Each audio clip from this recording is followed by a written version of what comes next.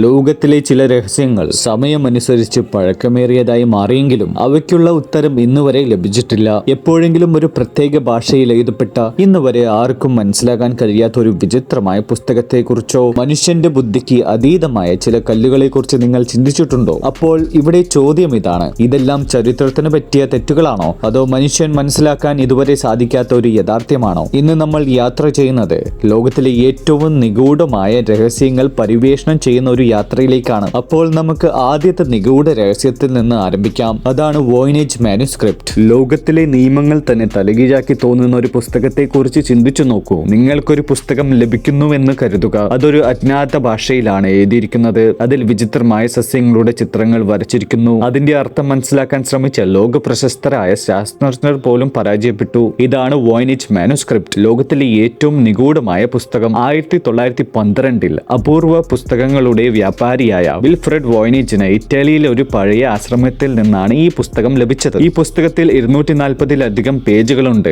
എന്നാൽ ഇന്നും ചില പേജുകൾ കാണാതായിട്ടുണ്ട്. റേഡിയോ കാർബൺ ഡേറ്റിംഗിന് ശേഷം ഈ പുസ്തകം 1400-നും 1440-നും ഇടയിലാണ് എഴുതപ്പെട്ടത് എന്ന് ശാസ്ത്രജ്ഞർ സ്ഥിരീകരിച്ചു. അതായത് ഏകദേശം 600 വർഷങ്ങൾക്ക് പഴക്കമുള്ളതാണ്. എന്നാൽ യഥാർത്ഥ രഹസ്യം ആരംഭിക്കുന്നത് ഇതിലെ ഉള്ളടക്കത്തിൽ നിന്നാണ്. ഈ പുസ്തകത്തിനുള്ളിൽ എന്താണുള്ളത് നമുക്ക് നോക്കാം. ഓരോ പേജിലും ഒരു അജ്ഞാത ലിപി എഴുതിയിട്ടുണ്ട്.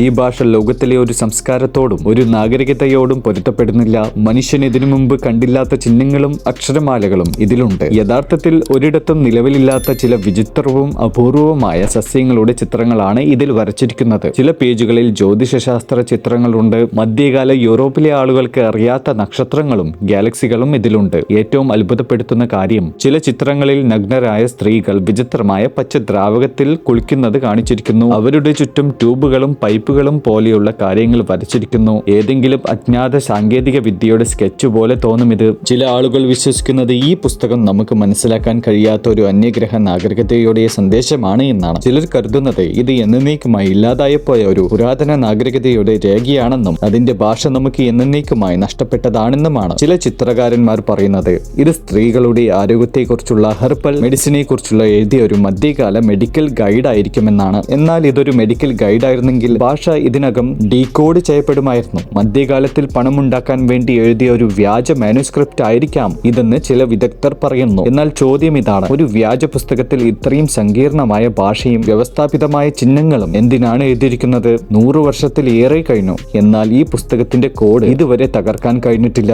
ആർട്ടിഫിഷ്യൽ ഇന്റലിജൻസും ആധുനിക ക്രിപ്റ്റോഗ്രാഫിയും ഉണ്ടായിട്ടും വോയിനേജ് മാനുസ്ക്രിപ്റ്റ് പരിഹരിക്കപ്പെടാത്തത് ഒരു പസിലായി തുടരുന്നു. ഏറ്റവും വലിയ കാര്യം എന്തെന്നാൽ ഓരോ പേജും കാണുമ്പോഴും അതിൽ മനുഷ്യനിൽ നിന്ന് മറച്ചുവെച്ച എന്തോ ഒരു നിഗൂഢമായ അറിവുണ്ടെന്ന് തോന്നുന്നു. Nazca line. മണ്ണും കല്ലും നിറഞ്ഞ ഒരു മരുഭൂമിയിൽ നിലത്ത് വരച്ച വരകൾ കൊണ്ട് നിർമ്മിച്ച വലിയ ഡിസൈനുകൾ ഉണ്ടെന്ന് ചിന്തിക്കൂ. അവ ആകാശത്ത് നിന്ന് മാത്രമേ കാണാൻ കഴിയൂ. പെറുവിലെ നാസ്ക മരുഭൂമിയിൽ കണ്ടെത്തിയ നാസ്ക ലൈനുകളാണിവ. ഭൂമിയിലൂടെ നടക്കുന്ന ഒരു മനുഷ്യന് ഈ വരകൾ വെറും ക്രമരഹിതവും വിചിത്രവുമായി മാത്രമാണ് തോന്നുക. എന്നാൽ 1910കളുടെ ഒടുക്കത്തിലും 1930കളിലും ആദ്യമായി വിമാനങ്ങൾ നാസ്ക മരുഭൂമിക്ക് മുകളിലൂടെ പറന്നപ്പോൾ അവ ഒരു അത്ഭുതകരമായ വെളിപ്പെടുത്തൽ നടത്തി. അവിടെ മരുഭൂമിയിലുടനീളം 300-ലധികം ജോമെട്രിക്കൽ ഷേപ്പ് മൃഗങ്ങളുടെ ചിത്രങ്ങളും നിഗൂഢ രൂപങ്ങളും ഉണ്ടായിരുന്നു. ഒരു മനുഷ്യന്റെ രൂപം, ഒരു കുരങ്ങൻ, ഒരു ഭീമാകാരമായ ഹമ്മിങ് ബേർഡ്, ഒരു ചിലന്തി എന്നിവയുടെ ചിത്രങ്ങൾ വരച്ചിരിക്കുന്നു. അതും ആകാശത്ത് നിന്ന് മാത്രം മനസ്സിലാക്കാൻ കഴിയുന്ന അത്രയും വലിയ തോതിലാണ്. ഈ വരകൾ BCE 200 മുതൽ CE 600 വരെയുള്ള കാലഘട്ടത്തിലെ നാസ്ക നഗരത്തിലെ ആളുകളാണ് ഉണ്ടാക്കിയത്. മരുഭൂമിയുടെ മുകളിലെ പാളി ഒരു തരം ചുവപ്പ് കലർന്ന തവിട്ട് മണ്ണാൽ നിറഞ്ഞതാണ്. ഈ പാളി മാറ്റുകയാണെങ്കിൽ താഴെ നിന്നും ഇളം ചാരനിറമുള്ള വെളുത്ത ഉപരിതലം പുറത്തു വരും. നാസ്കയിലെ ആളുകൾ ഈ ഉപരിതലം തുറന്നു കാട്ടിയാണ് വരകൾ ഉണ്ടാക്കിയത്. എന്നാൽ ചോദ്യം ഇവിടെ ഇതാണ്: ഇത്രയും വലുതും കൃത്യവുമായ ഡിസൈനുകൾ അവ എങ്ങനെ ഉണ്ടാക്കി? ആ കാലത്ത് ഡ്രോണുകളും വിമാനങ്ങളും ഇല്ലായിരുന്നു. എന്നാൽ നിലത്ത് നിൽക്കുന്ന മനുഷ്യൻ മുഴുവനും ഡിസൈൻ എന്താണ് എന്ന് ഒരിക്കലും മനസ്സിലാക്കാൻ കഴിയില്ല. കാരണം അവന് ആകാശത്തിന്റെ മേലെ പോയാൽ മാത്രമാണ് അത് കാണാൻ കഴിയുകയുള്ളൂ. 2000 വർഷങ്ങൾക്ക് മുമ്പ് നിർമ്മിച്ചതുപോലെ തന്നെയാണ് നാസ്ക ലൈനുകൾ ഇന്നും സുരക്ഷിതമായിരിക്കുന്നത്.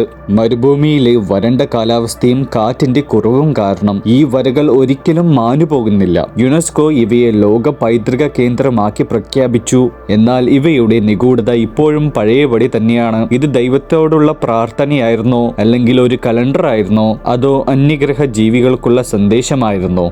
ഗീസയിലെ പിരമിഡുകൾ ആയിരക്കണക്കിന് വർഷങ്ങളായി ലോകത്തിലെ ഏറ്റവും വലിയ രഹസ്യങ്ങൾ ഉള്ളിൽ ഒളിപ്പിച്ചിരിക്കുന്ന ഒരു സ്ഥലത്തെക്കുറിച്ച് ചിന്തിക്കൂ. ഈ പിരമിഡുകൾ വെറും ഒരു കല്ലറിയോ വാസ്തുവിദ്യയുടെ അത്ഭുതമോ മാത്രമല്ല, മറിച്ച് പരിഹരിക്കപ്പെടാത്ത രഹസ്യങ്ങളുടെ ഒരു സമുദ്രമാണ്. കൂഫു രാജാവിന്റെ വലിയ പിരമിഡിനുള്ളിൽ, അതായത് ദി ഗ്രേറ്റ് പിരമിഡ് ഓഫ് കൂഫു, അതിൽ ഒളിഞ്ഞിരിക്കുന്ന നിഗൂഢ അറകളെ കുറിച്ചാണ് ഏറ്റവും കൂടുതൽ ചർച്ചകൾ നടക്കുന്നത്. ഏകദേശം 4500 വർഷങ്ങൾക്ക് മുമ്പ് ഈ പിരമിഡ് നിർമ്മിച്ചപ്പോൾ ഇന്നത്തെ ആധുനിക എഞ്ചിനീയർമാർ പോലും അത്ഭുതപ്പെടുത്തുന്ന കൃത്യത്തോടെയാണ് ഇത് നിർമ്മിച്ചത്. 2017 സ്കാൻ പിരമിഡ് മിഷൻ എന്ന ശാസ്ത്രീയ പ്രൊജക്ട് മൗണ്ട് റേഡിയോഗ്രാഫി ഉപയോഗിച്ച് ഒരു കണ്ടെത്തൽ നടത്തി. ഇത് ചുവരുകൾക്കുള്ളിൽ ഒളിഞ്ഞിരിക്കുന്ന ഇടങ്ങൾ കണ്ടെത്തുന്ന ഒരു തരം കോസ്മിക് റേ ഇമേജിംഗ് ആണ്. അപ്പോഴാണ് കൂഫുവിന്റെ പിരമിഡിനുള്ളിൽ ഒരു വലിയ ഒളിഞ്ഞ ഇടം ഉടൻ ശാസ്ത്രജ്ഞർ സ്ഥിരീകരിച്ചത്. ഏകദേശം ഒരു കൊമേഴ്ഷ്യൽ വിമാനത്തിന്റെ അത്രയും നീളമുള്ള ഇടം. എന്നാൽ ഇവിടെ ചോദ്യം ഉയർന്നു, ഈ അറ എന്തിനു വേണ്ടിയിട്ടുള്ളതായിരുന്നു? പിരമിഡ് നിർമ്മിക്കുന്ന സമയത്ത് ഉപയോഗിച്ചതും പിന്നീട് സീൽ ചെയ്തതുമായ ഒരു കോൺക്രീറ്റ് കോറിഡോർ ആയിരുന്നു ഇതെന്ന് ചില ആളുകൾ പറയുന്നു.